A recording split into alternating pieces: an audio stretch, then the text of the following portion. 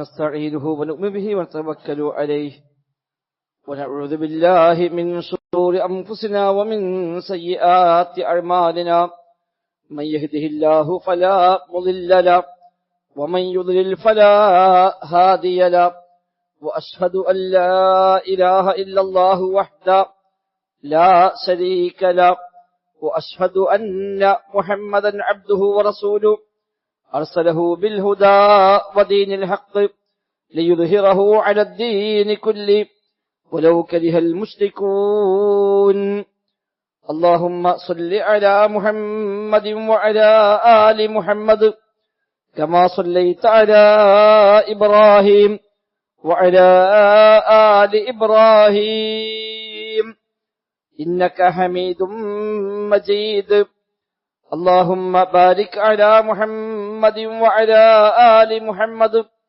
كما باركت على إبراهيم وعلى آل إبراهيم إنك حميد مجيد أما بعد فإن خير الكلام كلام الله وخير السنن سنن محمد صلى الله عليه وسلم وشر الأمور محدثاتها وكل محدثة بدعة وكل بدعة ضلالة وكل ضلالة في النار. أعوذ بالله من الشيطان الرجيم. بسم الله الرحمن الرحيم. يا أيها الذين آمنوا اتقوا الله حق تقاته ولا تموتن إلا وأنتم مسلمون. بسم الله الرحمن الرحيم. وإذا دعوا إلى الله ورسوله ليحكم بينهم إذا فريق منهم معرضون وإن يكن لهم الحق يأتوا إليه مذعنين أفي قلوبهم مرض أم ارتابوا أم يخافون أن يحيف الله عليهم ورسوله بل أولئك هم الظالمون. സത്യവിശ്വാസികളെ റഹ്മാനായ റബ്ബ് സുബ്ഹാനഹു വ തആലയുടെ നിയമ നിർദ്ദേശങ്ങൾ കഴിവിന്റെ പരമാവധി ജീവിതത്തിൽ പാലിക്കുവാൻ പരിശ്രമിച്ചുകൊണ്ട് മുത്തഖീങ്ങളായി ജീവിക്കലായി എന്ന് പ്രത്യേകമായി ഓർമ്മപ്പെടുത്തുകയാണ്. അല്ലാഹു സുബ്ഹാനഹു വ തആല നമുക്കെല്ലാം തൗഫീഖ് പ്രദാനം ചെയ്യുമാറാവട്ടെ. ജീവിതത്തിലെല്ലാ രംഗത്തും അല്ലാഹു തആല ഖൈറും ബറക്കത്തുമെല്ലാം നമ്മിൽ ധാരാളമായി വർഷിക്കുമാറാവട്ടെ. ഏതു സമയത്ത് മരിക്കുകയാണെങ്കിലും ഈമാനോടെ മരിക്കുന്ന ഭാഗ്യവാന്മാരിൽ റബ്ബ് സുബ്ഹാനഹു വ തആല നമ്മയെല്ലാം ഉൾപ്പെടുത്തി അനുഗ്രഹിക്കുമാറാവട്ടെ. ഹജ്ജുമായി ബന്ധപ്പെട്ട് പഠിക്കാനുള്ള പാഠങ്ങളാണ് കഴിഞ്ഞ ഖുത്ബകളിലൂടെ നമ്മൾ മനസ്സിലാക്കിയത്. തൗഹീദിന്റെയും തവക്കുലിന്റെയും പാഠമാണ് ഇബ്രാഹിം നബിയിൽ നിന്ന് ഇസ്മായിൽ നബിയിൽ നിന്നെല്ലാം പഠിക്കാനുള്ളത് എന്ന് പ്രധാനമായും നമ്മൾ ഗ്രഹിച്ചു. അതിൽ ഇബ്രാഹിം നബിയുടെ മാതൃക നാം സൂചിപ്പിച്ചു. അസ്ലംതു ലില്ലാഹി റബ്ബിൽ ആലമീൻ, റബ്ബുൽ ആലമീനായ അല്ലാഹുവിനിതാ ഞാൻ സമർപ്പിച്ചിരിക്കുന്നു, കീഴ്പ്പെട്ടിരിക്കുന്നുവെന്ന ആ പ്രയോഗം മുസ്ലിം എന്ന പേര് തന്നെയും ആ സമർപ്പണത്തെയാണ് സൂചിപ്പിക്കുന്നത് എന്നും കഴിഞ്ഞ ഖുത്ബയിൽ നാം മനസ്സിലാക്കി. അല്ലാഹുവും റസൂലും ഒരു കാര്യം നമ്മെ അറിയിച്ചു കഴിഞ്ഞാൽ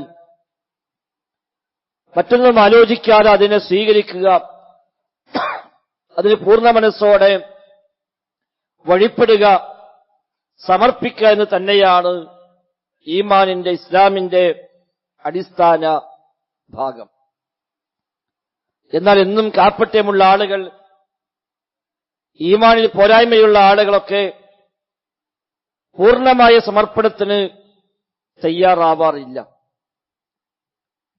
അല്ലാഹുവും റസൂലും പഠിപ്പിച്ചാലും ശരി, നമുക്കനുകൂലമാണെങ്കിൽ, നമുക്കതുകൊണ്ട് നേട്ടമുണ്ടെങ്കിൽ മാത്രം സ്വീകരിക്കുകയും നമുക്ക് ദോഷകരമാണ് എങ്കിൽ, ചില നഷ്ടങ്ങൾക്ക് നിമിത്തമാകുമെങ്കിൽ എത്ര വലിയ ആയത്തും ഹദീസും കണ്ടാലും ശരി സ്വീകരിക്കാതെ തിരിഞ്ഞു പോവുകയും ചെയ്യുക എന്നത് കാപ്പട്യത്തിന് നിഫാഖിന്റെ ലക്ഷണമായി അല്ലാഹു തആല പരിചയപ്പെടുത്തുന്നുണ്ട്.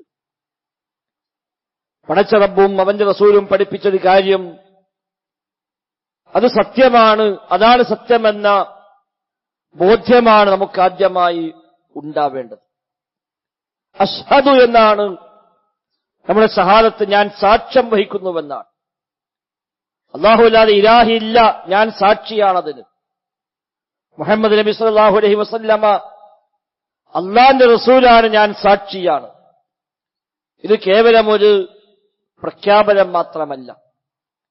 സാക്ഷിയാണ് എന്നത് ജീവിതം കൊണ്ടാണ് സാക്ഷിയാകുന്നത്. മനസ്സിലുറപ്പിച്ച് നാവ് കൊണ്ട് വ്യക്തമായി പ്രഖ്യാപിക്കണമെന്നാണല്ലോ ഷഹാദത്തിന്റെ വിഷയത്തിൽ നമ്മളൊക്കെ പഠിച്ച പാഠം. ഈമാൻ പൂർത്തിയാകണമെങ്കിൽ അവിടെ ഖൽബിനും നാവിനും അവയവങ്ങൾക്കും ഒരുപോലെ സ്ഥാനമുണ്ട്. തസ്ദീഖും ബിൽ ഖൽബ്, ഖൽബ് കൊണ്ട് സത്യപ്പെടുത്തലാണ് അതിന്റെ പ്രധാനപ്പെട്ട ഒരു ഭാഗം. വഖൗലും ബിൽ ലിസാൻ, നാവ് കൊണ്ട് പ്രഖ്യാപിക്കണം, അതും ഈമാന്റെ ഭാഗമാണ്. വഅമലും ബിൽ ജവാരിഹ്, അവയവങ്ങൾ കൊണ്ട് അമലായി മാറുകയും വേണം. ഇത് മൂന്നും ചേരുമ്പോഴാണ് യഥാർത്ഥത്തിൽ ഈമാൻ എന്ന് അഹ്ലുസുന്ന അതിനെ പരിചയപ്പെടുത്തിയത്. നാവ് കൊണ്ട് മാത്രമുള്ള പറച്ചിലിനെ ഈമാനായി അംഗീകരിക്കാൻ കഴിയില്ല. അമലുകൾ അതിന് വിരുദ്ധമാണ് എങ്കിൽ അത് കേവലം ബാഹ്യമായ പ്രഖ്യാപനം മാത്രമായി, കാപട്യമായിട്ടാണ് കണക്കാക്കപ്പെടുക. ഖൽബിൽ ബോധ്യം വേണം, നാവ് കൊണ്ട് പ്രഖ്യാപിക്കണം, അവയവങ്ങൾ കൊണ്ട് അമലായി മാറുകയും വേണം. അതാണ് ശരിയായ ഇസ്ലാം, സമർപ്പണമെന്നത്. അല്ലാഹു തആല പറഞ്ഞാൽ, അവന്റെ റസൂൽ പറഞ്ഞാൽ സത്യമാണത്, എനിക്കത് ബോധ്യപ്പെട്ടാലും ഇല്ലെങ്കിലും ശരി, അതിന്റെ തത്വമെന്താണ്, രഹസ്യമെന്താണ് എന്ന് മനസ്സിലാക്കാൻ കഴിഞ്ഞാലും ഇല്ലെങ്കിലും അതാണ് സത്യം. ആ സത്യത്തെ അംഗീകരിക്കുക, അതിന് വിധേയമാവുക. എനിക്കൊരു പക്ഷെ അത് ഗ്രഹിക്കാൻ കഴിയാത്തത് എന്റെ കുറവ് കൊണ്ടാണ്, എന്റെ പോരായ്മ കൊണ്ടാണ് എന്ന് തിരിച്ചറിയലാണ് വിശ്വാസിയുടെ മാതൃക. അതാണ് ഇബ്രാഹിം നബി സല്ലല്ലാഹു അലൈഹി വസല്ലം ജീവിതത്തിൽ ചെയ്തു കാണിച്ച ഏറ്റവും വലിയ മാതൃകയും. അല്ലാഹു എന്ത് ആവശ്യപ്പെട്ടാലും എന്തേ റബ്ബേ നീ അങ്ങനെ ആവശ്യപ്പെടുക എന്ന ചോദ്യം പോലും ഇല്ല, അതേപടി പ്രാവർത്തികമാക്കുന്നു. നമ്മൾ സൂചിപ്പിച്ചു കഴിഞ്ഞ 2-3 ഖുത്ബകളിലായിക്കൊണ്ട്. മകനെ അറുക്കണമെന്ന് കൽപ്പിച്ചു, അപ്പടി അംഗീകരിക്കാൻ തയ്യാറാകുന്നു. ഭാര്യയെയും മകനെയും അങ്ങകലെ ഇറാഖിൽ നിന്ന് മക്കയിൽ കൊണ്ടുവന്ന് താമസിപ്പിക്കണമെന്ന് കൽപ്പനയുണ്ടായി, അത് അതേപടി പൂർത്തീകരിക്കാൻ തയ്യാറാകുന്നു. എന്തിനും തയ്യാറായ അഗ്നിപരീക്ഷ നമ്മളൊക്കെ പറയാറുണ്ട് എങ്കിലും സാക്ഷാൽ അഗ്നിപരീക്ഷയ്ക്ക് വിധേയനായിട്ട് കൂടി ലവലേശം കുലുങ്ങാതെ ഇന്നി രാഹിബുൻ ഇലാ റബ്ബി സയഹ്ദീൻ, എന്റെ റബ്ബിലേക്ക് ഞാൻ പോകുന്നു, ആ റബ്ബിലേക്ക് മാർഗം കാണിച്ചു തരുമെന്ന് പ്രഖ്യാപിക്കുന്ന, ഹസ്ബിയല്ലാഹ്, എനിക്കല്ല മതി എന്ന് പ്രഖ്യാപിക്കുന്ന ആ ബോധ്യമാണ് സമർപ്പണത്തിന് അടിസ്ഥാനമായി വേണ്ടത്. അതല്ലെങ്കിൽ പല ആയത്തുകളും പല ഹദീസുകളും നമുക്ക് പ്രശ്നമായി തോന്നാം. എന്താണ് ഇപ്പൊ ആയത്ത് അങ്ങനെ, എന്താ ഈ ഹദീസ് ഇങ്ങനെ? ആരെങ്കിലും ഒരാൾ സോഷ്യൽ മീഡിയ വഴി ഷെയർ ചെയ്ത് നമുക്ക് പക്ഷെ നൽകും, ഹദീസിലുണ്ടല്ലോ, ഇത് ബുഖാരിയുള്ളതാണല്ലോ, ഇത് ഖുർആന്റെ ആയത്താണല്ലോ, അംഗീകരിക്കാൻ കഴിയുമോ എന്ന് ചോദിക്കുമ്പോഴേക്കോ അങ്ങനെയുണ്ടോ എന്നാ പിന്നെ ആലോചിക്കട്ടെ, എന്തെങ്ങനെ ഉണ്ടായി എന്ന് ചിന്തിച്ച് ഈമാൻ തെറ്റേണ്ടവരല്ല നമ്മളാരും. ഷഹാദത്ത് സത്യസന്ധമായിട്ടാണ് എങ്കിൽ അതിൽ ഒന്നാമത്തെ സാക്ഷ്യമതാണ് അല്ലാഹുവല്ലാതെ ഇലാഹില്ല, റസൂൽ അവന്റെ റസൂലാണ് എന്ന് സാക്ഷ്യപ്പെടുത്തി കഴിഞ്ഞാൽ പിന്നെ അല്ലാഹ് പറഞ്ഞെങ്കിൽ സത്യം തന്നെ, റസൂല് പറഞ്ഞെങ്കിൽ സത്യം തന്നെ. എന്തേ അതിന്റെ രഹസ്യം അല്ലാഹു അഅലം, എനിക്കറിയില്ല, എനിക്കൊരുപാട് പരിമിതികളുണ്ട്. ഈ പരിമിതി അംഗീകരിക്കലും അല്ലാഹു റസൂലും പഠിപ്പിച്ചതിന്റെ വസ്തുതയെ, സത്യസന്ധതയെ അംഗീകരിക്കും തന്നെയാണ് ഈമാനിന്റെ അടിസ്ഥാന ഭാഗം എന്നത്. നമ്മുടെ കണ്ണിന് പരിമിതിയുണ്ട്, നമ്മുടെ കാതിന് പരിമിതിയുണ്ട്, കയ്യിലും കാലിനും പരിമിതിയുണ്ട് എങ്കിൽ നമ്മുടെ ചിന്താശേഷിക്ക്, ബുദ്ധിക്ക്, യുക്തിക്ക് തീർച്ചയായും പരിമിതിയുണ്ട്. എന്റെ കണ്ണുകൊണ്ട് കാണാൻ കഴിയാത്ത ഒന്നും ലോകത്തില്ല എന്ന് തീരുമാനിച്ചു കഴിഞ്ഞാൽ അവനങ്ങ് പോകാമെന്നല്ലാതെ മറ്റൊന്നുമില്ലല്ലോ. നമ്മുടെ കണ്ണിന് മിനിമം ലിമിറ്റുമുണ്ട്, മാക്സിമം ലിമിറ്റുമുണ്ട്. അതുകൊണ്ട് എന്റെ കണ്ണിൽ കണ്ടെങ്കിൽ ഞാൻ അംഗീകരിക്കും, അല്ലാത്ത ഒന്നും അംഗീകരിക്കാൻ കഴിയില്ല എന്നാണെങ്കിൽ അവൻ അംഗീകരിക്കണ്ട എന്നല്ലാതെ മറ്റൊന്നുമില്ല. അവൻ കണ്ടതിനേക്കാൾ ഏറെ കാണാത്താണ് ലോകത്തുള്ളത്. അവന്റെ കാതുകൊണ്ട് കേൾക്കാൻ കഴിയാത്ത ശബ്ദങ്ങളൊന്നും ഞാൻ സമ്മതിക്കുകയില്ല എന്ന് പറഞ്ഞാൽ അവൻ സമ്മതിക്കണ്ട എന്നല്ലാതെ അങ്ങനെ ശബ്ദമില്ല എന്ന് പറയാൻ കഴിയുമോ? അവന്റെ കാതുകൊണ്ട് കേൾക്കാൻ കഴിയുന്ന ലിമിറ്റ് മിനിമം ലെവലിലുമുണ്ട്, മാക്സിമം ലെവലിലുമുണ്ട്. അതിനപ്പുറത്തേക്കോ ശബ്ദം കേൾക്കാനൊന്നും അവന് കാതുകൊണ്ടാവില്ല. അവന് കേൾക്കാൻ കഴിയാത്തത് കേൾക്കാൻ കഴിയുന്ന ഇതേ ജീവികൾ പോലും ലോകത്തുണ്ട്. നമുക്ക് കാണാൻ കഴിയാത്തത് കാണുന്ന ജീവികൾ, നമുക്ക് കേൾക്കാൻ കഴിയാത്ത കേൾക്കുന്ന ജീവികൾ എല്ലാം ലോകത്തുണ്ട്. നമ്മൾ അംഗീകരിച്ചേ പറ്റൂ. നമ്മുടെ ലിമിറ്റേഷനാണ്, നമ്മുടെ പരിമിതിയാണ്. നമുക്കത്രയേ ഉള്ളൂ. എങ്കിൽ എന്റെ ബുദ്ധിക്കുമുണ്ട് ആ പരിമിതി. എന്റെ യുക്തി കൊണ്ട് ബോധ്യമായെങ്കിൽ ഇസ്ലാമിനെ ഏത് കാര്യവും അംഗീകരിക്കുമെന്നാണെങ്കിൽ അവൻ നഷ്ടമെന്നല്ലാതെ മറ്റൊന്നുമില്ല. ഇസ്ലാമിനെ എല്ലാ കാര്യത്തിലും ചിന്തിക്കാനും ആലോചിക്കാനും അല്ലാഹു തആല ആവശ്യപ്പെട്ടിട്ടില്ല, അനുവദിച്ചിട്ടില്ല. അത് ചിന്തിക്കാനും ആലോചിക്കാനും അനുവാദമുള്ള മേഖലയുണ്ട്, അല്ലാത്ത മേഖലയുണ്ട്. ഇബാദത്തുകളിൽ ചിന്തിക്കാൻ വകുപ്പില്ല, വഹീന്റെ വിഷയങ്ങളിൽ ചിന്തിക്കാൻ വകുപ്പില്ല. ചിന്തിക്കാൻ പറഞ്ഞത് പ്രാപഞ്ചികമായ അത്ഭുതങ്ങളെ, റബ്ബിന്റെ സൃഷ്ടിപ്പുകളെ, അവരുടെ സംവിധാനങ്ങളെ പറ്റി ആലോചിച്ച് അതിൽ നിന്ന് പടച്ച റബ്ബിന്റെ യാഥാർത്ഥ്യത്തെ ബോധ്യമാവുക, അതാ ചിന്തിക്കാൻ പറഞ്ഞതൊക്കെ. അഫലാ യൻദുറൂന ഇലൽ ഇബ്ലി കൈഫ ഖുലിഖത് വഇല സമാഇ കൈഫ റുഫിഅത് തുടങ്ങിയ ആയത്തുകൾ. ആകാശത്ത് നോക്കുന്നില്ലേ എങ്ങനെയാണ് ഉയർത്തപ്പെട്ടത്? പർവ്വതങ്ങൾ നോക്കുന്നില്ലേ എങ്ങനെയാണ് അത് നാട്ടപ്പെട്ടത്? ഭൂമിയിലേക്ക് നോക്കുന്നില്ലേ അതെങ്ങനെയാണ് ഇവിടെ സംവിധാനിക്കപ്പെട്ടിരിക്കുന്നത് എന്ന് തുടങ്ങിയ കാര്യങ്ങളാണ് ചിന്തിക്കാൻ പറഞ്ഞത്. എന്നിട്ട് എന്താ ചിന്തിച്ചത് കിട്ടേണ്ടത്? ഇതൊക്കെ സത്താവുണ്ട്, ഇതൊന്നും കേവലം യാദൃച്ഛികമായി ഉണ്ടായതല്ല. ഒരു സൃഷ്ടിച്ചവൻ, ഒരു നിയന്ത്രിക്കുന്നവൻ, ഒരു പരിപാലകൻ ഇല്ലാതെ ഇതൊന്നും ഇത്ര കൃത്യമായി വ്യവസ്ഥാപിതമായി നിൽക്കുകയില്ല എന്ന് ബോധ്യമായി സുബ്ഹാനക ഫഖിന അദാബന്നാർ എന്ന മനസ്സിലേക്ക് മടങ്ങാനാണ് അല്ലാഹു തആല ആവശ്യപ്പെട്ടത്.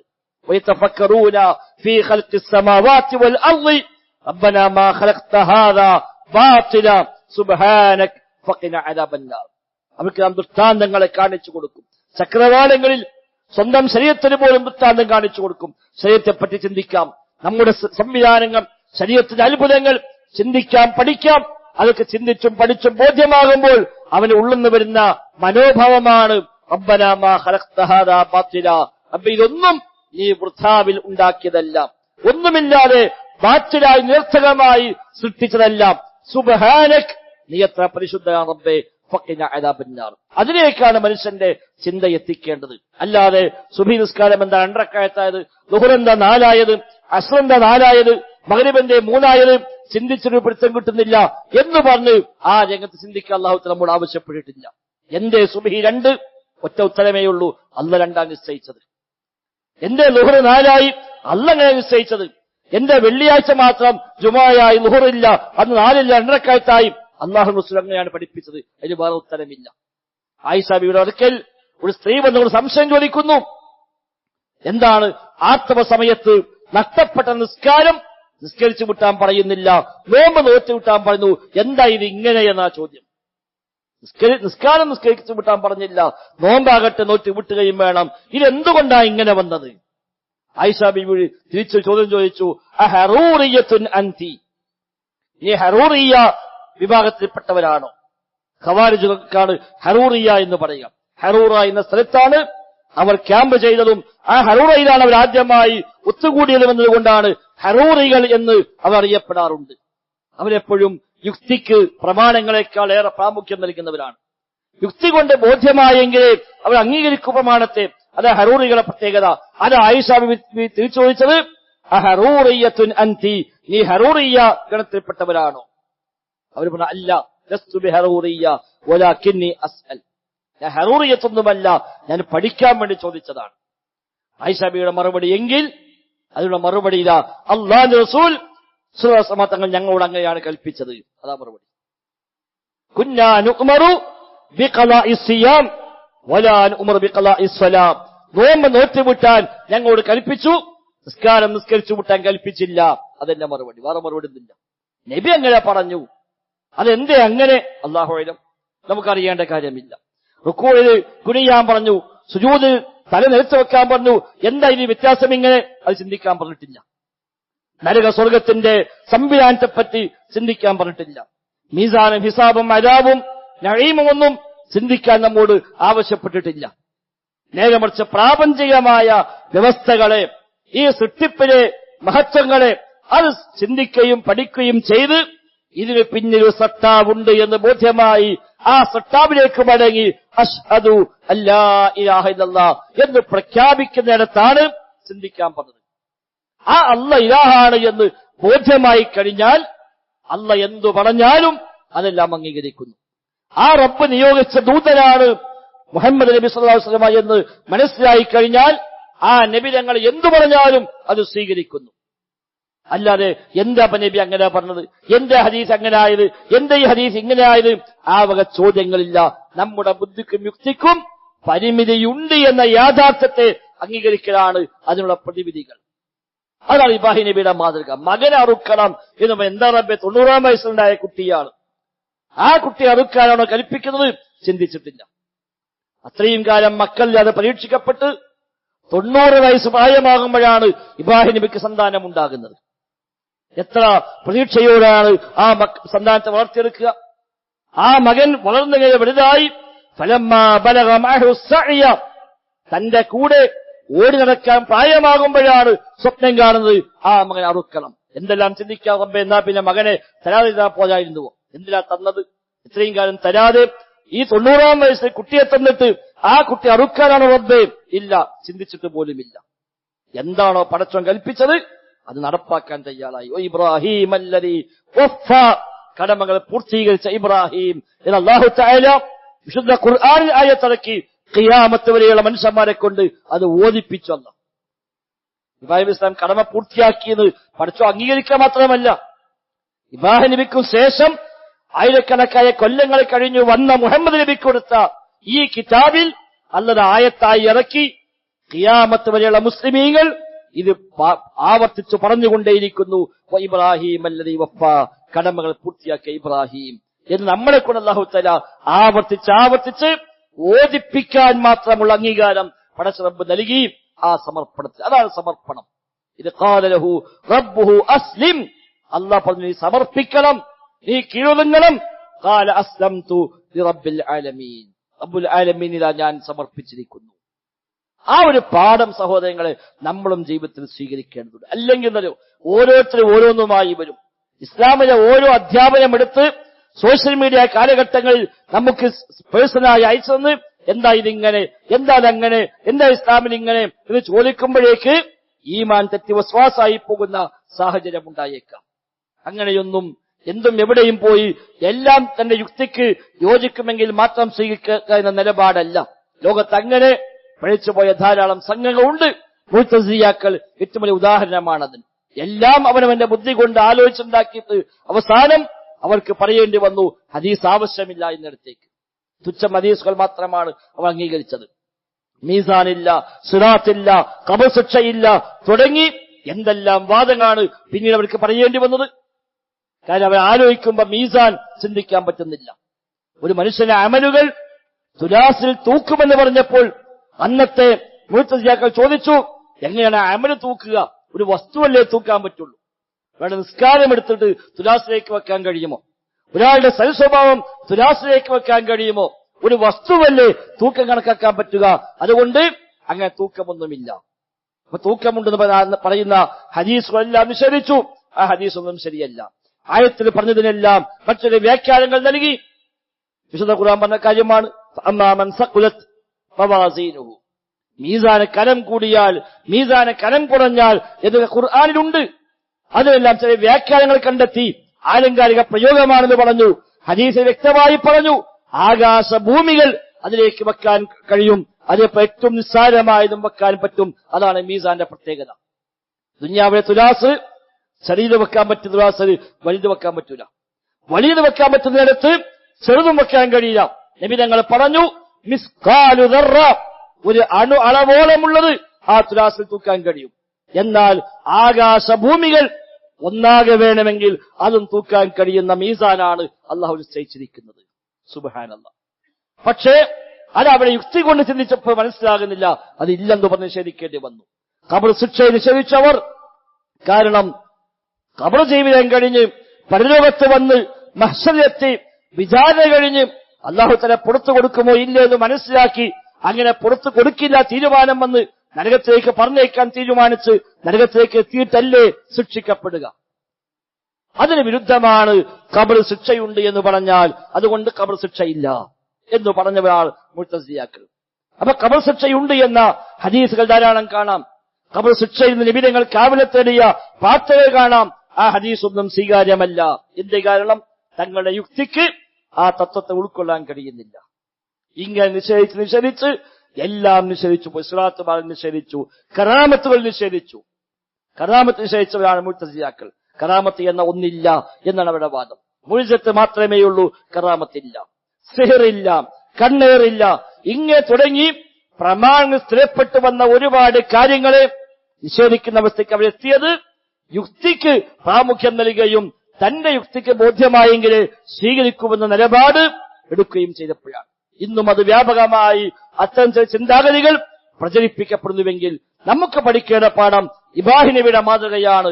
ഇത് ഖാല ലഹു റബ്ബുഹു അസ്ലിം ഖാല അസ്ലംതു ലിറബ്ബിൽ ആലമീൻ. റബ്ബുൽ ആലമീനില ഞാൻ എല്ലാം സമർപ്പിച്ചിരിക്കുന്നു, ആ റബ്ബിനെ കീഴ്പ്പെട്ടിരിക്കുന്നു. എന്റെ ഷഹാദത്ത് അവനല്ലാതെ ഇലാഹില്ല എന്നാണ്. എന്റെ ഷഹാദത്ത് മുഹമ്മദ് നബി റസൂലാണ് എന്നാണ് സല്ലല്ലാഹു അലൈഹി വസല്ലം. അതുകൊണ്ട് ആ ഷഹാദത്തിൽ ഞാൻ ഉറച്ചു നിൽക്കുന്നു. ആ നബി തങ്ങൾ പറഞ്ഞോ സത്യമാണ്, ആ റബ്ബ് അറിയിച്ചുവോ സത്യമാണ്. അത് എല്ലാത്തിന്റെയും രഹസ്യങ്ങളും എല്ലാത്തിന്റെയും അതിന്റെ തത്വങ്ങളുമൊക്കെ അറിയാൻ മാത്രമുള്ള ബുദ്ധിയൊന്നും എനിക്കില്ല.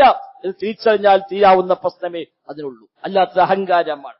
ഇന്നത്തെ പത്രം വായിച്ചാൽ ഇന്നത്തെ പത്രത്തിൽ വന്ന എല്ലാ വാർത്തയും മനസ്സിലാക്കാൻ പോലും കഴിയാത്ത സാധുക്കളാണ് നമ്മളൊക്കെ. ഇന്നത്തെ പത്രം എടുത്തിട്ട് ആ പേപ്പറിൽ വന്ന മുഴുവൻ ന്യൂസും മനസ്സിലായി എന്ന് പറയാൻ നമുക്ക് ആർക്കാൻ പറ്റുക? അത്രയും നമുക്കൊക്കെ കഴിവും ഇതൊക്കെ ഉള്ളൂ. അത് വ്യത്യസ്തമാണ്. ഒരു പക്ഷെ നമുക്ക് മനസ്സിലാവാത്തത് നമ്മുടെ മക്കൾക്ക് മനസ്സിലാവും. മൊബൈൽ ഫോൺ നോക്കി നമുക്ക് തിരിയാത്ത കാര്യങ്ങൾ മക്കൾ ചെയ്തു. അതങ്ങനെ തന്നെയാണ്. മനസ്സിൽ ഇടപെടുന്നതിനനുസരിച്ച് അവന്റെ ജീവിത പരിചയങ്ങൾക്കനുസരിച്ച് അവന്റെ അറിവിലും കഴിവിലും മാറ്റം വന്നുകൊണ്ടേയിരിക്കും. അതിനൊക്കെ അനുസരിച്ച് പ്രമാണങ്ങളെ അങ്ങോട്ടും ഇങ്ങോട്ടും എടുത്തു ചെയ്യാൻ തുടങ്ങിയാൽ ഈമാൻ തെറ്റിപ്പോകുമെന്നല്ലാതെ മറ്റൊന്നുമില്ല. അതുകൊണ്ട് വിശ്വാസികളുടെ നിലപാട് അയ്യഖൂലു സമിഅനാ വഅത്വഅനാ, അല്ലാതെ നമുക്കിഷ്ടമുള്ളത് സ്വീകരിക്കാവുന്നതല്ല.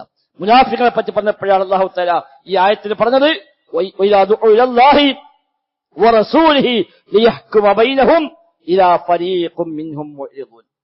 അല്ലാഹുവിലേക്ക് വരൂ, റസൂലിലേക്ക് വരൂ, തീർപ്പ് കൽപ്പിക്കാൻ, വിധി കൽപ്പിക്കാൻ കിതാബിലേക്കും സുന്നത്തിലേക്കും മടങ്ങൂ എന്ന് പറയപ്പെട്ടാൽ ഒരു വിഭാഗം ആളുകളതാ തിരിഞ്ഞു പോവുകയാണ്. അന്നത്തെ കപടന്മാരെ പറ്റി അല്ലാഹു ഇറക്കിയ ആയത്താണ്. കിതാബിലേക്ക് വരൂ, സുന്നത്തിലേക്ക് വരൂ എന്ന് പറഞ്ഞാൽ ഒരു വിഭാഗം ആളുകൾ തിരിഞ്ഞു പോകുന്നു.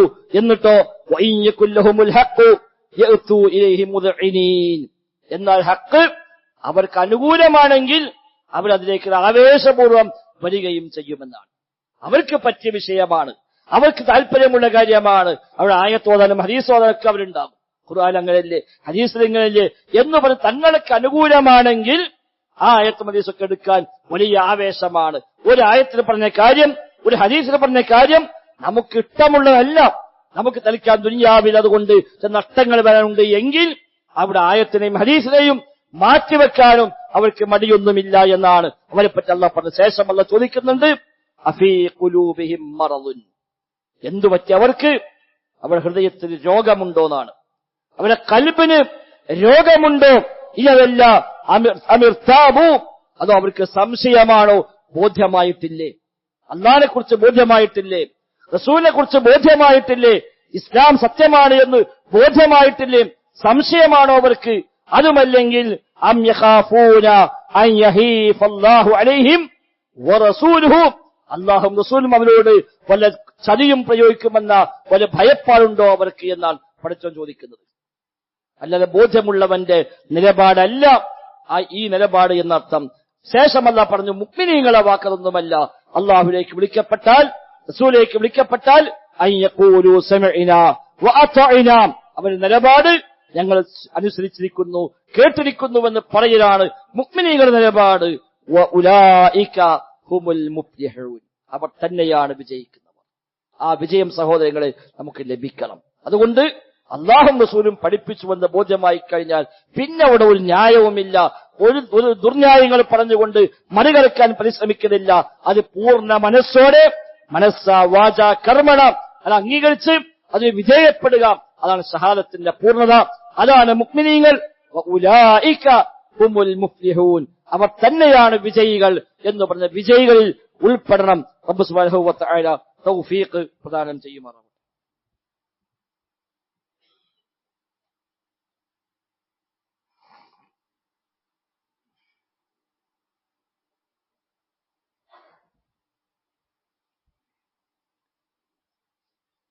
അൽഹംദുലില്ലാഹ് നഹ്മദുഹു വനസ്തഈനുഹു വനു'മിനു ബിഹി വനതവക്കലു അലൈഹി. اللهم صل على محمد وعلى آل محمد كما صليت على إبراهيم وعلى آل إبراهيم إنك حميد مجيد. സഹോദരങ്ങളെ, സഹോദരിമാരെ, റഹ്മാനായ റബ്ബ് സുബ്ഹാനഹു വ തആലയുടെ നിയമനിർദ്ദേശങ്ങൾ കഴിവിന്റെ പരമാവധി ജീവിതത്തിൽ പാലിക്കാൻ പരിശ്രമിച്ചുകൊണ്ട് മുത്തഖീങ്ങളായി ജീവിക്കണേ എന്ന് ഒരിക്കൽ കൂടെ ഓർമ്മപ്പെടുത്തുകയാണ്. അല്ലാഹു സുബ്ഹാനഹു വ തആല നമുക്കെല്ലാം തൗഫീഖ് പ്രദാനം ചെയ്യുമാറാവട്ടെ. അല്ലാഹുവിനെ കീഴ്പ്പെടുന്ന വിഷയത്തിൽ ഏറ്റവും വലിയ മാതൃക കാണിച്ചവരാണ് സ്വഹാബിമാർ. റസൂലുള്ളാഹി സ്വല്ലല്ലാഹു അലൈഹി വസല്ലം തങ്ങൾ എന്തു പറഞ്ഞാലും എന്തിനാണ് എന്ന് പോലും ആലോചിക്കാതെ അത് അതേപടി മാതൃകയാക്കി പകർത്തിയവരായിരുന്നു അവർ. റസൂലുള്ളാഹി സ്വല്ലല്ലാഹു അലൈഹി വസല്ലം തങ്ങൾ ഒരിക്കൽ നിസ്കരിക്കുമ്പോൾ, ജമാഅത്തായി പള്ളിയിൽ നിസ്കരിക്കുമ്പോൾ, ജിബ്രീൽ സ്വല്ലല്ലാഹു അലൈഹി വസല്ലം എന്ന നബിക്ക് വിവരം നൽകുന്നു, നബിയെ താങ്കളുടെ ചെരുപ്പിന് താഴെ ഒരു മാലിന്യമുണ്ട്. അവർ ചെരുപ്പിട്ടാണെന്ന് പള്ളിയിൽ നിസ്കരിക്കാറുള്ളത്. ഇന്നത്തെ പോലത്തെ പള്ളികളെല്ലാം മണലാണ്, പുറത്തും മണലാണ്, ഉള്ളിലും മണലാണ്. അപ്പൊ ചെരുപ്പിട്ടുകൊണ്ടാണ് അവർ നിസ്കരിക്കാറുള്ളത്. ചെരുപ്പിട്ട് നിസ്കരിക്കാൻ പ്രോത്സാഹിപ്പിച്ചിട്ടുമുണ്ട് നബിതങ്ങൾ. ജൂതന്മാർ ചെരുപ്പിട്ട് നിസ്കരിക്കാറില്ല, നിങ്ങൾ ചെരുപ്പിട്ട് നിസ്കരിക്കുക എന്ന് പോലും പ്രവാചകൻ പറഞ്ഞ ഹദീസുകൾ കാണാൻ കഴിയും. ഒരിക്കൽ നിസ്കാരത്തിലാണ് ജിബ്രീൽ സ്വല്ലല്ലാഹു അലൈഹി വസല്ലം വിവരം നൽകുന്ന നബിയെ ചെരുപ്പിന് താഴെ മാലിന്യമുണ്ട്. അവ നബിതങ്ങൾ തന്റെ നിസ്കാരത്തിൽ തന്നെ ചെരുപ്പ് അഴിച്ചു വെച്ചു. പിറകെയുള്ള സ്വഹാബിമാർ നബിതങ്ങൾ ചെരുപ്പഴിക്കുന്നതാ കാണുന്നത്. മറ്റൊന്നും ആലോചിച്ചില്ല, എല്ലാവരും ചെരുപ്പഴിച്ചു വെച്ചു. നിസ്കാരം കഴിഞ്ഞപ്പോ എല്ലാവരുടെയും സൈഡിൽ തന്റെ ചെരുപ്പ് നബിച്ച്, എന്തു പറ്റി നിങ്ങൾക്ക് ചെരുപ്പഴിച്ചു വെച്ചു? ഒന്നുമല്ല നബിയെ, നിങ്ങൾ അഴിച്ചത് കണ്ടു, അപ്പൊ ഞങ്ങളും അഴിച്ചതാണ്. മറ്റൊന്നും ആലോചിച്ചിട്ടില്ല. നബി ഞങ്ങൾ പറഞ്ഞു, ഞാൻ അഴിക്കാൻ കാരണം ഇതാണ്, എനിക്ക് ജിബ്രീൽ സ്വല്ലല്ലാഹു അലൈഹി വസല്ലം വന്ന് വിവരം നൽകി, ചെരുപ്പിനടിയിൽ മാലിന്യമുണ്ട്, അതുകൊണ്ട് അഴിച്ചു വെച്ചതാണ്. അത്രയേറെ നബിതങ്ങൾ ചെയ്താൽ പിന്നെ അത് എന്തായിരിക്കും ചെയ്യാൻ കാരണമെന്ന് പോലും ആലോചിക്കാതെ അത് അതേപടി ജീവിതത്തിൽ പാലിക്കുന്നു. ഒരിക്കൽ നബിതങ്ങൾ പള്ളിയിലിരിക്കുമ്പോൾ സ്വഹാബത്തിനൊരു കഥ പറഞ്ഞു കൊടുത്തു. ബൈനമാ റജുലുൻ യസൂഖ് ബഖറ ഇദ് റകിബഹ ഫദറബഹ. ഇമാം ബുഖാരി റിപ്പോർട്ട് ചെയ്ത ഹദീസാണ്. ഒരു മനുഷ്യൻ തന്റെ പശുവുമായി ഇങ്ങനെ പോവുകയാകുന്നു. അങ്ങനെ പോകുന്നതിനിടയിൽ ഇയാൾ നടന്ന് ക്ഷീണിച്ചപ്പോൾ ഇയാൾക്ക് തോന്നി, ഞാൻ എന്താ നടക്കുന്നത്, പശുവിനെ മേലെ കയറിയിരുന്നാൽ മതിയല്ലോ. ഇയാൾ പശുവിനെ പുറത്ത് കയറി. അങ്ങനെ പശുവിനെ പുറത്തിരുന്ന് ഇയാൾ തന്റെ വടിയെടുത്ത് പശുവിനെ അടിച്ചു, വേഗത്തിൽ നടക്കാൻ വേണ്ടി. അപ്പോൾ പശു ഇയാൾക്ക് തിരിഞ്ഞുകൊണ്ട് പറഞ്ഞു, ഇന്നാലം നുഖ്ലഖ ലിഹാദാ, ഞങ്ങൾ സൃഷ്ടിക്കപ്പെട്ടത് യാത്രാവാഹനമാകാൻ വേണ്ടിയല്ല, ഞങ്ങൾ സൃഷ്ടിക്കപ്പെട്ടത് കൃഷിക്കാണ്, കാർഷിക ആവശ്യങ്ങൾക്കാണ്, പാലിനു വേണ്ടിയാണ്, അല്ലാതെ ആളുകൾക്ക് പുറത്തു കയറി സഞ്ചരിക്കാൻ വേണ്ടി അല്ല ഞങ്ങളെ പഠിച്ചോൻ സൃഷ്ടിച്ചത് എന്ന് പശു പറഞ്ഞുവെന്ന് നബി ഞങ്ങൾ പറഞ്ഞു കൊടുക്കുക. സഹാബിമാർ ഒന്നിറങ്ങുമ്പോൾ സുബ്ഹാനല്ലാഹ് ബഖറത്തുൻ തതകല്ലമു യാ റസൂലല്ലാഹ്, അല്ലാഹുവിന്റെ റസൂലേ, പടച്ച റബ്ബ് എത്ര പരിശുദ്ധനാണ്, ഒരു പശു സംസാരിക്കുന്നുവല്ലേ. അതാണ് അവിടെ ആ നിലപാട്. നബി തങ്ങൾ പറഞ്ഞു, ആമൻതു ബിഹി വ അബൂബക്കർ വ ഉമർ. ഞാൻ അംഗീകരിച്ചിരിക്കുന്നു, അബൂബക്കർ സിദ്ദീഖ് ഉമർ ഖത്താബും അംഗീകരിച്ചിരിക്കുന്നു. അവർ രണ്ടുപേരപ്പ സദസ്സിലില്ലാന്ന്. അബൂബക്കർ സിദ്ദീഖ് ഉമർ ഖത്താബ് അവിടെ ഇല്ല. നബി തങ്ങൾ പറഞ്ഞു, ഞാൻ അംഗീകരിച്ചു, അബൂബക്കറും ഉമറും അംഗീകരിച്ചു. കാരണം എന്താ, അവർക്ക് പിന്നെ വേറെ ആലോചിക്കാനില്ല. നബിക്ക് വഹി കിട്ടിയതാണ്. നബിക്ക് വഹി കിട്ടി, നബി അംഗീകരിച്ചു. ആ വഹി പറയാൻ നബി തങ്ങൾ പറഞ്ഞു കൊടുത്തു, സുഹൈബത്ത് അംഗീകരിച്ചു. അപ്പൊ സദസ്സ് ഇല്ലാത്ത രണ്ടുപേരെ പറ്റി നബി തങ്ങൾ പറയാം, അവരും അംഗീകരിച്ചിരിക്കുന്നു. നബി അങ്ങനെ പറഞ്ഞു എന്ന് പറഞ്ഞാൽ പിന്നെ ഒരു ചോദിക്കും, എന്താ നബി അങ്ങനെ പറയാൻ, ഒരു പശു സംസാരിക്കുമോ? ആ ചോദ്യമില്ല. നബിയാണ് പറഞ്ഞത് എങ്കിൽ സത്യമാണ്. എത്ര സംഭവങ്ങൾ! നബിതങ്ങൾ പറയുന്ന ഏതു കാര്യവും മറ്റൊന്നും ആലോചിക്കാതെ അംഗീകരിക്കാൻ അവർക്ക് പ്രചോദനമായത് ഷഹാദത്താണ്. അഷ്ഹദു അന്ന മുഹമ്മദ് റസൂൽ, മുഹമ്മദ് നബി അല്ലാഹുവിന്റെ റസൂലാണ്, ഞാൻ സാക്ഷിയാണ്. അത് അംഗീകരിച്ചാൽ പിന്നെ പ്രയാസമൊന്നുമില്ല. നബിതങ്ങൾ മിഅ്റാജ് യാത്ര പോയിട്ടല്ലേ സിദ്ദീഖ് റളിയല്ലാഹുവിനോട് വന്ന് മുശ്രിക്കുകൾ ചോദിച്ചത്? രാത്രി നബി അവിടെയുണ്ട്, രാവിലെയും നബിതങ്ങൾ അവിടെയുണ്ട്. ആ പ്രവാചകർ രാവിലെ പറയുന്നു, ഞാൻ ഇന്നലെ രാത്രി ബൈത്തുൽ മഖ്ദസിലേക്ക് പോയി, അവിടെ നിന്ന് ആകാശലോകത്തേക്ക് പോയി, നരക സ്വർഗം വരെ കണ്ടു, ആകാശങ്ങൾ കടന്നുപോയി, അള്ളാഹുമായി സംസാരിച്ചു, നേരം അതിനു മുമ്പ് തിരിച്ചെത്തി എന്ന വിവരം പറയുമ്പോൾ മക്കത്തെ മുശ്രിക്കീങ്ങൾ വിചാരിച്ചു, എന്താ ഈ മുഹമ്മദിന്റെ കഥ പറഞ്ഞു പറഞ്ഞ് ഇവിടെ എത്തി. ഇതേതായാലും വിശ്വസിക്കാൻ ഒരാളെയും കിട്ടുകയില്ല. ഇതൊരു പറ്റിയ അവസരമാണ്. ഇയാളെ കൂടെ കൂടിയ ആളുകളെ പിന്തിരിപ്പിക്കാൻ, വസ്വാസാക്കാൻ നല്ലൊരു ചാൻസ് ആണെന്ന് കരുതിയിട്ടാണ് അവർ നേരെ അബൂബക്കർ സിദ്ദീഖിനെ കാണുന്നത്. ഇത് ചോദിക്കുന്ന ചോദ്യമുണ്ട്, നിന്റെ കൂട്ടുകാരന്റെ കാര്യത്തിൽ ഇനിയെങ്കിലും നിനക്കൊന്ന് മാറി ചിന്തിച്ചുകൂടെ? അപ്പൊ എന്തേച്ചോ പറഞ്ഞു, നീ അറിഞ്ഞില്ലേ, ഇപ്പൊ എന്തെല്ലാം പറഞ്ഞു. ഇന്നിപ്പോ രാവിലെ പറഞ്ഞ വാർത്ത ഇതാണ്, ഇന്നലെ രാത്രി ഫലസ്തീനിൽ പോയത്രേ, അവിടുന്ന് ആകാശലോകത്തേക്ക് പോയത്രേ, നേരം വെളുക്കുമ്പോഴേക്ക് തിരിച്ചു വന്നു പറയുന്നത് എന്നാണ് അവർ ചോദിക്കുന്നത്. സിദ്ദീഖിന്റെ ചോദ്യം, എന്റെ നബി അങ്ങനെ പറഞ്ഞോന്നാ. എന്റെ നബി അങ്ങനെ പറഞ്ഞോ? അതെ, പറഞ്ഞു. അവിടെ അദ്ദേഹത്തിന്റെ മറുപടി, ലഇൻ കാന ഖാലഹു ഫഖദ് സദഖ, എന്റെ പ്രവാചകൻ അത് പറഞ്ഞെങ്കിൽ സത്യം തന്നെയാകുന്നു. അവൻ അത്ഭുതപ്പെട്ടു പോയി ചോദിച്ചു, ഇതും നിങ്ങൾ അംഗീകരിക്കുന്നുണ്ടോ? അദ്ദേഹം പറഞ്ഞു, എനിക്കെന്താ അംഗീകരിക്കാൻ പ്രയാസം? ആ നബി എന്നോട് പറഞ്ഞത്, ആകാശലോകത്തിൽ നിന്ന് എനിക്ക് വിവരം കിട്ടുന്നുണ്ട്, വഹയി വരുന്നുണ്ട് എന്ന് പറഞ്ഞപ്പോൾ അത് അംഗീകരിച്ച ആളാ ഞാൻ. എന്ന് എനിക്ക് പിന്നെ നബി ഒന്ന് ആകാശത്ത് പോയി എന്ന് പറഞ്ഞാൽ അത് അംഗീകരിക്കാൻ പ്രയാസമുണ്ടോന്നാ. എത്ര സിമ്പിളാണ് അങ്ങനെ ചിന്തിച്ചാൽ. ആകാശത്തിന് മലക്കിറങ്ങി വന്ന് വഹയി നൽകുന്നു എന്ന് പറഞ്ഞപ്പോൾ അത് വിശ്വസിച്ച് അഷ്ഹദു അന്ന മുഹമ്മദ് റസൂലുള്ളാഹ് എന്ന് പ്രഖ്യാപിച്ച ഒരാൾക്ക് പിന്നെ ആ റസൂൽ ആകാശത്ത് പോയി എന്ന് പറഞ്ഞാൽ അത് അംഗീകരിക്കാൻ എന്താ പ്രയാസമുള്ളത്? ആ റസൂൽ ഇങ്ങനെ പറഞ്ഞു എന്ന് പറഞ്ഞാൽ അത് അംഗീകരിക്കാൻ എന്താ പ്രയാസമുള്ളത്? ആ റസൂൽ അധ്യാപനം നടത്തിയെന്ന് പറഞ്ഞാൽ അതെന്ത് അങ്ങനെ ചോദിക്കേണ്ട കാര്യമുണ്ടോ? ഇല്ല. അതാണ് ഷഹാദത്ത്. ആ നിലപാടിലേക്കാണ് നമ്മൾ എത്തേണ്ടത്. അല്ലാത്തത്തോളം കാലം നമ്മുടെ ഈമാൻ തെറ്റിക്കാൻ ഇന്ന് ബോധപൂർവമുള്ള പരിശ്രമങ്ങളുണ്ട്. പല ആയത്തുകൾക്കും തെറ്റായ അർത്ഥം കൊടുത്തുകൊണ്ട്, പല ഹദീസുകളെയും സന്ദർഭത്തെ അടർത്തി മാറ്റിക്കൊണ്ട് അതിങ്ങനെ ഷെയർ ചെയ്യപ്പെട്ട് ഇത് അങ്ങനെ ഒരു ആയത്തുണ്ട്, ഇങ്ങനെ ആയത്തുണ്ട്, ഇങ്ങനെ ഹദീസുണ്ട് എന്ന് പറഞ്ഞ് നമ്മുടെ ഈമാനെ ഇളക്കാൻ വേണ്ടി ശ്രമിക്കുന്ന ധാരാളം അത്തരം തെറ്റിപ്പോയ ആളുകൾ ഇന്ന് സമൂഹത്തിലുണ്ട്. അതൊക്കെ ബോധവാന്മാരാവുകയും ആരെന്തു പറഞ്ഞാലും ശരി, ഒറ്റ ബോധ്യം, അല്ലാഹ് പറഞ്ഞ സത്യമാണ്, റസൂൽ പറഞ്ഞ സത്യമാണ്, ഖുർആൻ സത്യമാണ്, ഹദീസ് സത്യമാണ്.